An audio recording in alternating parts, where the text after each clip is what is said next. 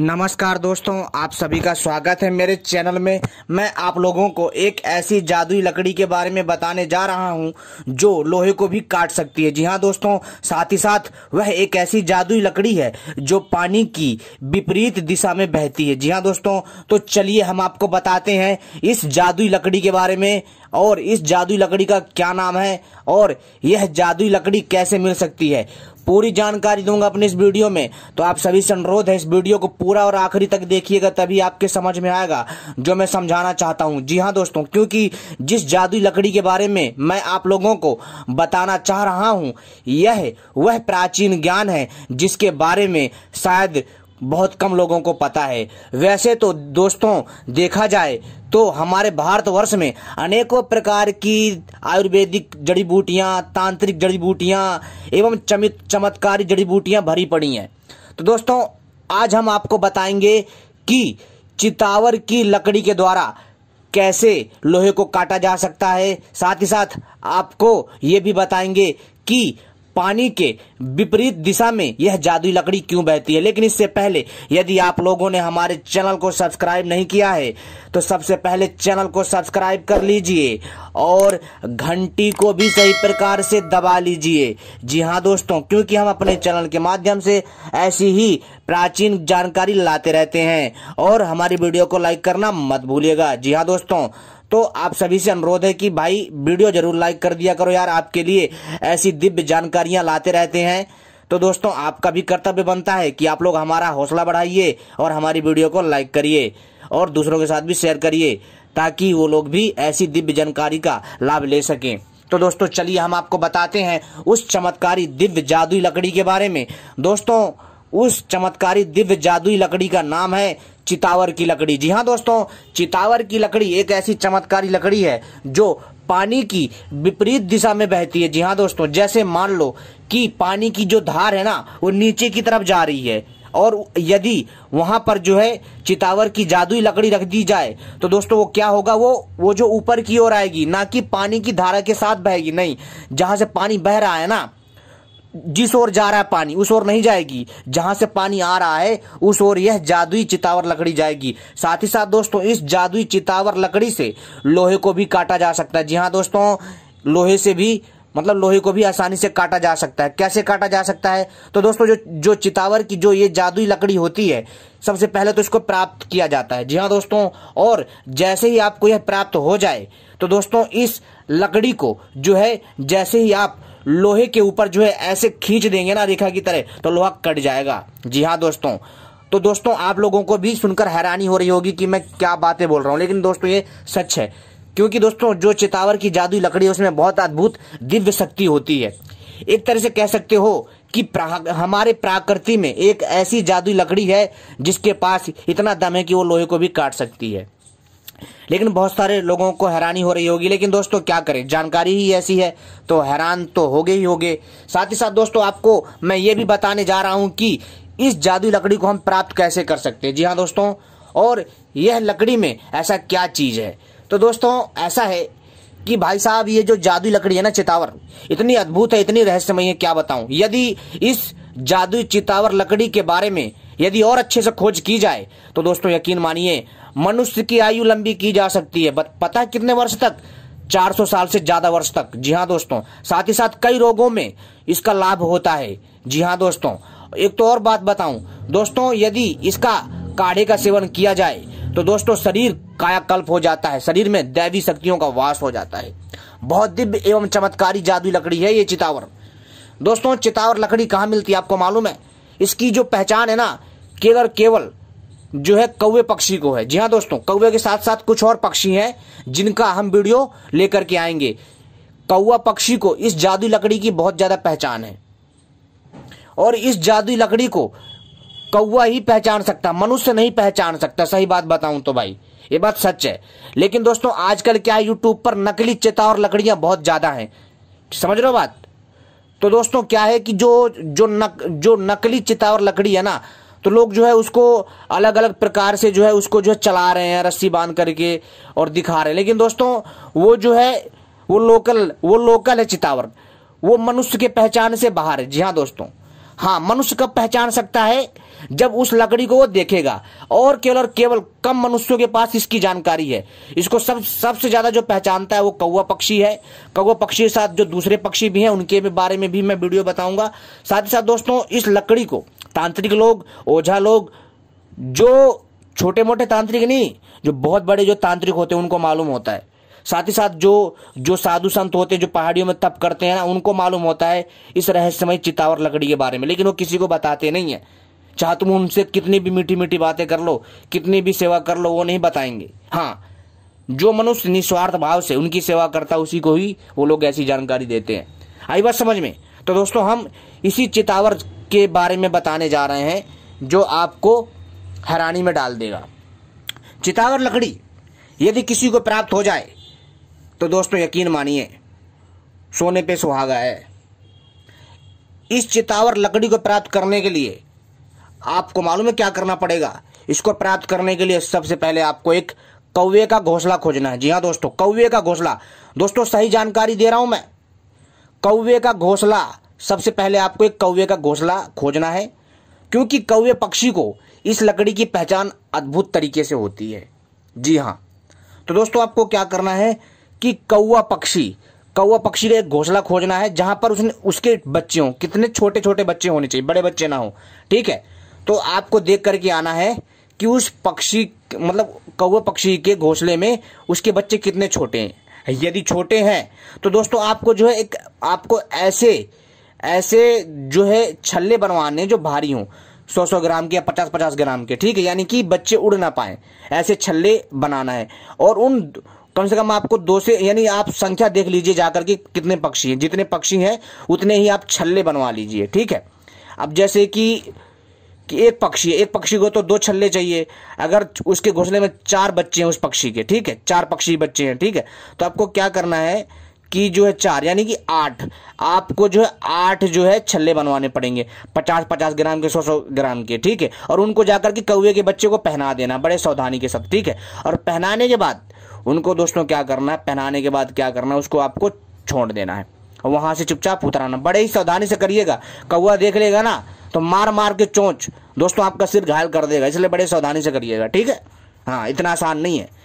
इसके बाद जब दोस्तों आप यह चीज कर दोगे ना, तब दोस्तों अब आप इसको जो है इंतजार करना है जब बच्चे बड़े होने का, ठीक है। तो आपको रोज नोट करना है कि बच्चे कितने कितने बड़े होते जा रहे हैं। लेकिन इसके बाद जो कौवा है ना दोस्तों, अब वो कौवा जो है अपना जो है रहस्यमय ज्ञान कह सकते हो, अपना रहस्यमय ज्ञान का प्रयोग करेगा। कौन? कौवा पक्षी। वो जाएगा जंगल में, एक ऐसी लकड़ी खोज के लाएगा जिसको मनुष्य भी नहीं खोज पाता आसानी से, सिवाय संतों के, सिवाय अद्भुत तांत्रिकों के। कौवा जाएगा उस लकड़ी को खोजेगा और खोजते खोजते खोजते खोजते उस लकड़ी को प्राप्त कर लेगा और उस लकड़ी को लेकर के आएगा।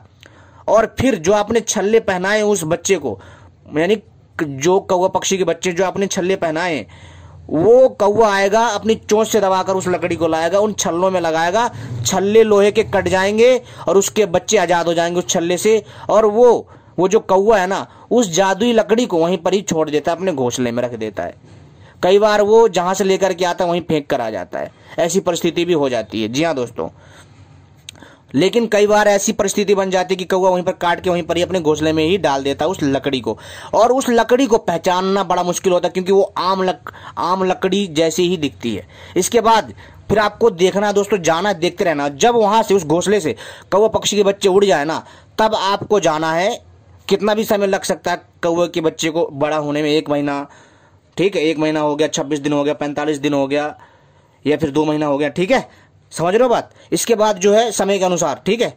इसके बाद दोस्तों आपको क्या करना, जब बच्चे वहां से उड़ जाएं तब आपको क्या करना, ऊपर जाना है, अपने साथ एक गमछा ले जाना है, ठीक है, गमछा यानी साफी ले जाना है, ठीक है। जब आप उस पेड़ पे जाओगे चढ़ करके जहां पर वो कौवे के पहले बच्चे थे और जो छल्ले कट गए, तो आपको क्या करना है, उस पूरे घोंसले को, जी हाँ दोस्तों, उस पूरे घोंसले को जो है आपको एक अपने गमछे में बांध लेना, पूरे घोंसले को उठा लेना, क्योंकि अब वो घोंसला काम का नहीं रहा, ठीक है। अब क्योंकि उसके बच्चे उड़ गए और वो भी हो गए आजाद, तो छल्ला समेत एक चीज ध्यान रखिएगा, उस घोंसले से एक लकड़ी ना गिरे। और उसको अपने जो क्या करना दोस्तों, आपको एक मफलर में, जी हाँ दोस्तों, एक मफलर या साफी में बांध लीजिए। जी हाँ दोस्तों, बांधने के बाद दोस्तों उसको आप बांध लीजिए और चुपचाप जो है एक तालाब के पास जाइए और तालाब के पास जो है दोस्तों आपको जो है क्या करना है कि इनको दोस्तों आपको क्या करना है कि इसको चुपचाप डाल देना तालाब में। और जो लकड़ी सांप की तरह तैरे, सांप जैसी हरकतें करे या सांप के आकार की दिखे, पानी में डालते हुए वो लकड़ी जो है सांप जैसी प्रतीत होगी, सांप जैसी दिखेगी। ठीक है। और अगर यदि वो सांप जैसी नहीं दिखी तो दोस्तों वो तैरेगी उल्टी दिशा में, विपरीत, पानी के विपरीत दिशा में। ठीक है। तो दोस्तों आपको कई बार जो है वो लकड़ी, जादुई लकड़ी आपको भ्रम करेगी, सांप जैसा शक्ल दिखाएगी। तो दोस्तों आपको डरना नहीं है, उसको जो है दौड़ करके पकड़ लेना, उठा लेना पानी से बाहर, और जैसे ही उठाओगे ना वो लकड़ी के रूप में आ जाएगी और आप इस जादुई लकड़ी से वो काम कर सकते हो जो आप सोच नहीं सकते हो। जी हाँ दोस्तों, यह है इतनी दिव्य जादुई लकड़ी है, मैं आपसे क्या बताऊं। इसके बाद आप किसी भी लोहे में लगाइए, झट से कट जाएगा। इसके बाद आप जो है दोस्तों यकीन मानिए आप इस लकड़ी से कई प्रकार की तांत्रिक साधनाएं भी कर सकते हो। दोस्तों इसके बारे में मैं वीडियो पार्ट 2 लेकर के आऊंगा, तो मेरा वीडियो पार्ट 2 का इंतजार करिएगा। ठीक है, जो कि चितावर लकड़ी के ऊपर होगी। उम्मीद करता हूं जानकारी पसंद आई होगी।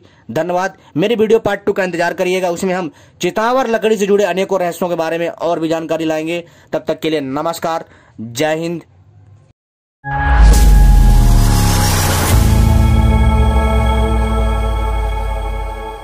नमस्कार दोस्तों, आप सभी का स्वागत है हमारे चैनल में। हम आप लोगों को बताएंगे धरती के अंदर गड़ा खजाना कैसे पता लगाएं, कि धरती के अंदर जो छुपा खजाना है वो किस जगह है और इसको कैसे निकालें। पूरी जानकारी देंगे अपनी इस वीडियो में। तो आप सभी से अनुरोध इस वीडियो को पूरा और आखिरी तक देखिएगा, तभी आपके समझ में आएगा।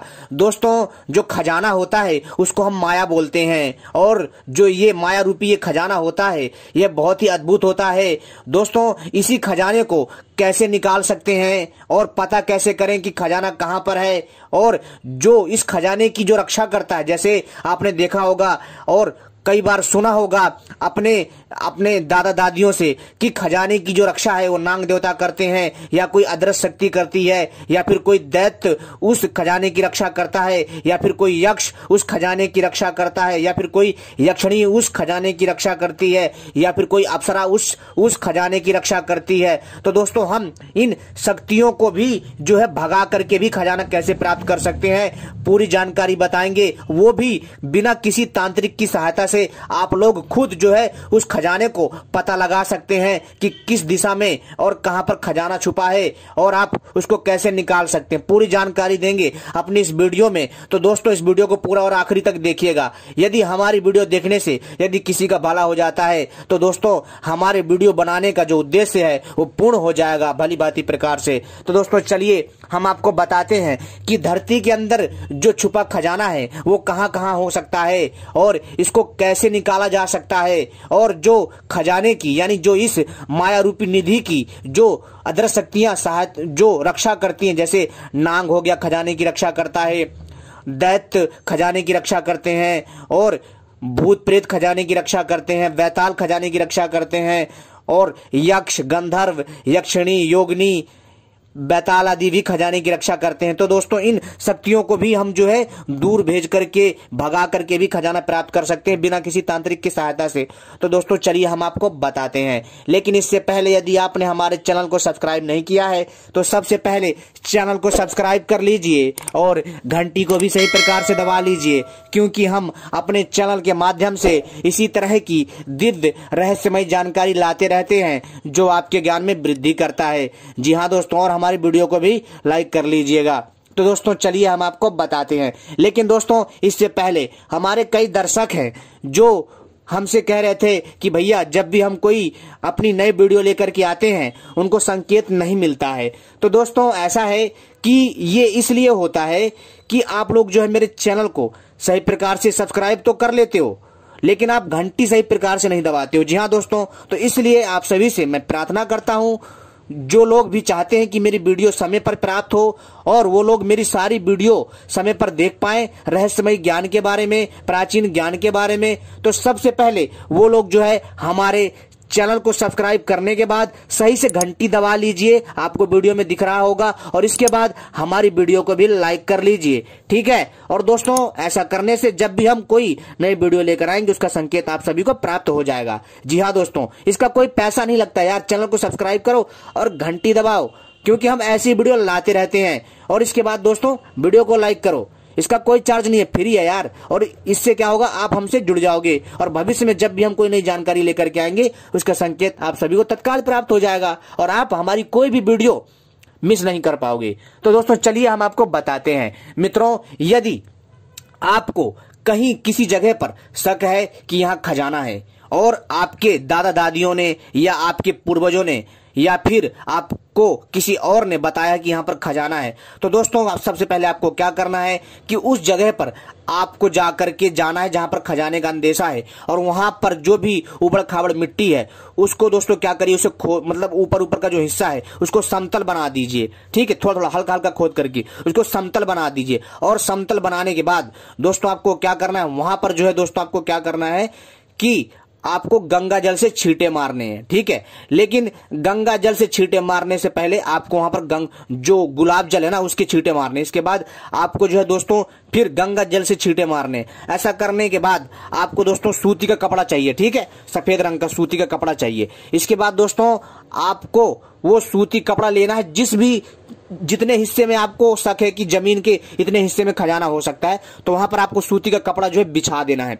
बिछा देने के बाद, जी हाँ दोस्तों, ये बहुत ही अद्भुत और दिव्य प्रयोग है, इसको आराम से करके आप खजाना का पता लगा सकते हैं, निकाल सकते हैं दोस्तों। फिर उस जमीन को समतल करने के बाद आपको सूती का कपड़ा लेकर के आना है। लेकिन जैसा कि मैंने कहा कि जमीन में आपको पहले गुलाब जल के छींटे मारने जहां जहां आपको अंदेशा की धरती के इस एरिया में है, और इसके बाद वहां पर फिर जो है आपको गंगा जल से छींटे मारने के बाद फिर आपको दोस्तों क्या करना है कि जो सूती का कपड़ा है, जितनी जमीन में आपको अंदेशा है, तो जो सूती का कपड़ा है उसको गीला कर लीजिए।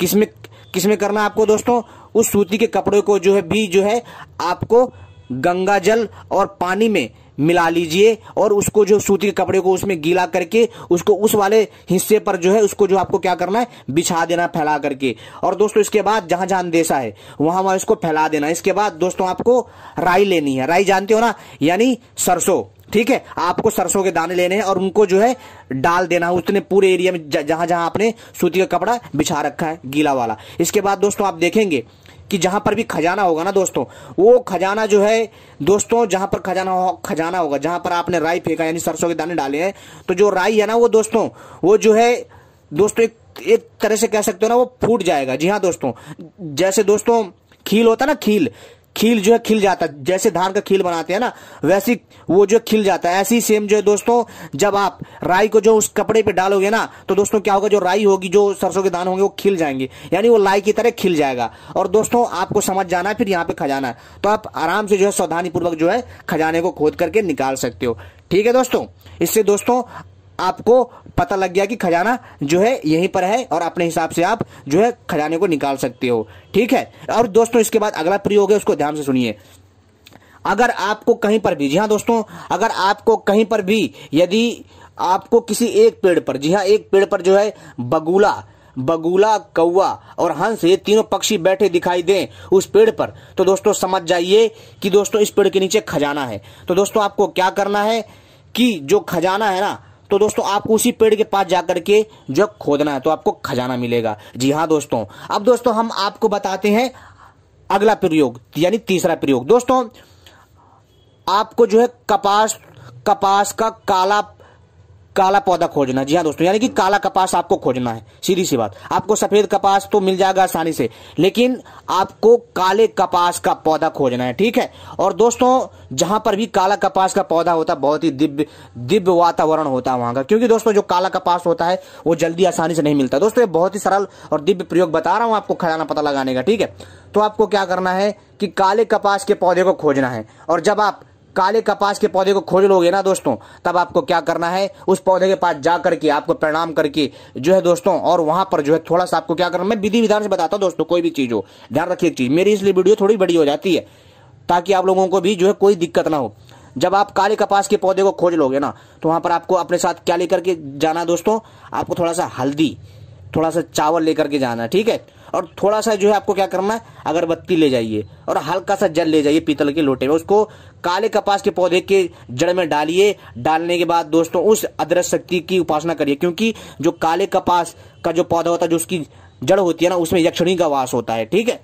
और वहां पर वो अदृश्य शक्ति वहीं पर ही उसी के नीचे खजाना छुपा के रखती है, ठीक है। तो दोस्तों आपको क्या करना है कि जब आप जो है पीतल के छोटे लोटे से जो जल है ना, उसको वहां डालना है। डालने के बाद दोस्तों आपको जो है हल्दी चावल जो है उस पौधे की जड़ के पास लगाना है, उस तने में। इसके बाद दोस्तों अगरबत्ती से पूजा करना, प्रणाम करना है, ठीक है। और जो भी आपका मतलब प्रणाम करने के बाद, इसके बाद दोस्तों आपको क्या करना है, फिर उसके नीचे आपको खुदाई करनी है, आपको खजाना मिलेगा। जी हाँ दोस्तों, आपको माया मिलेगी। और दोस्तों और इसको जो है आपको कब करना है, ध्यान रखिएगा, रात के समय मत करिएगा, दिन में ही खोजिएगा, ठीक है। क्योंकि अगर आप रात के समय जाएंगे तो उस टाइम वहां पर जो वो शक्ति है ना, वो आपको वहीं पर मिलेगी, तो आप खजाना नहीं निकाल पाएंगे। इसलिए दोस्तों आपको पहले ही, यानी कि या तो आप जो है 10 बजे से लेकर के जो है करीब 4 बजे के बीच में आराम से खजाना निकाल सकते हैं, ठीक है। और इसके बाद अगर आप वहां से खजाना निकालने का प्रयास करेंगे ना, तो दोस्तों अच्छा नहीं होता, यानी कि दोस्तों वो शक्ति आ जाएगी और वो खजाना आपको नहीं ले जाने देगी, ठीक है। लेकिन दोस्तों जो मैंने आपको उपाय बताया, ऐसा करेंगे तो आप खजाना वहां से भी